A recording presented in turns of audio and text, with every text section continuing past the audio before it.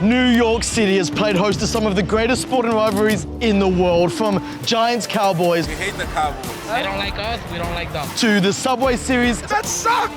People are yelling at each other in the stands, people are throwing food, beers at each other. But this summer, a sporting divide on a whole nother level is coming to the Big Apple that'll make anything you've seen at Giants or Yankee Stadium pale in comparison. That's because on July 26th, the Madrid derby between Real Madrid and Atletico Madrid is coming to MetLife Stadium for the first time ever. And trust me, you're not gonna wanna miss this one.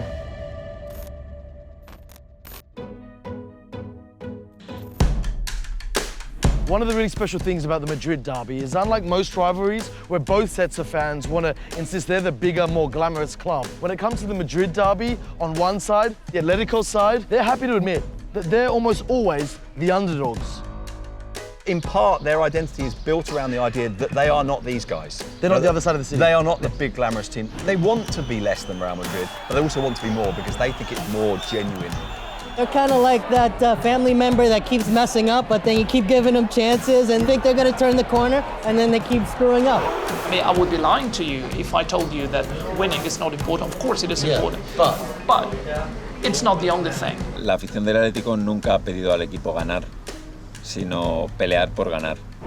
Coraje y Corazón, courage and heart. You know, this isn't about finesse or excellence. It's about having something deeper, something more meaningful. In fact, Atletico have boasted of their role as underdogs for decades, which all started thanks to a heartbreaking loss in the 1974 European Cup final. They go to a European Cup final in 1974, they concede a very late goal and they lose. But they're this close to winning the European Cup, their first ever. The club gets relegated just 3 years after winning a double. Jesus says it's just one little year in hell. Turns out to be 2 years. But it kind of feels like the relegation defined them more than the double did. Cuando el equipo no estaba tampoco en el top one de los equipos, la afición apoyaba de la misma manera al equipo. Yo creo que eso es lo que hace singular. They say in Spain that the Atlético fans know how to suffer. When they got relegated, attendance at the Calderón went up. They then wait 14 years, 25 matches before they beat Real Madrid again. Finally, Atletico decided they had to make a change. So they brought in a new manager, former captain Diego Simeone, otherwise known as Cholo. Simeone's huge. He's everything. Simeone right now is the club. Cholo is God, and after God, Cholo. Things changed dramatically in terms of philosophy. Yo creo que está claro que para los que estamos en el Atlético Madrid, el cambio importantísimo ha sido la llegada del Cholo Simoene al club. With a tough new playing style and mentality brought upon by their new manager, Atletico won their first league title in nearly 20 years. Then they won the cup against Real Madrid in Real Madrid Stadium.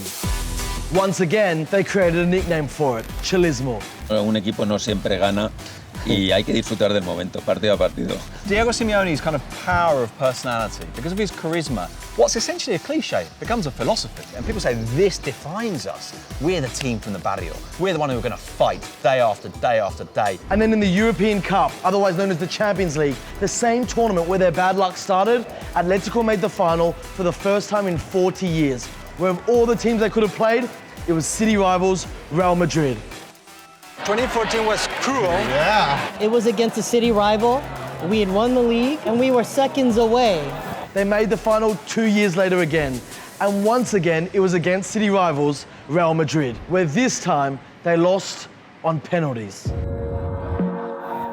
It's almost torture what you guys do to yourself. It is not torture, it is something that it simply, unfortunately happened. It's part of our personality. Yeah. For Real Madrid, the European Cup has defined them. For Atletico Madrid, it's been their kryptonite. But they went there and they were this close. And they went there again and they were this close again. But in 2016, we played way better than them. For me, it was worse because we deserved that win. But despite their continued Champions League heartbreak, support is stronger than ever, evidenced by the huge crowds that continue to come to their brand new 70,000-seat Wanda Metropolitano Stadium. And it's perhaps for this reason that star coach Cholo Simoene has signed on for another 3 years and is promising to sign brand new superstars to take Atletico to that next level. I do think there is a bit of a change in the expectation with Atletico fans. We are trying to be more ambitious. We have João Felix.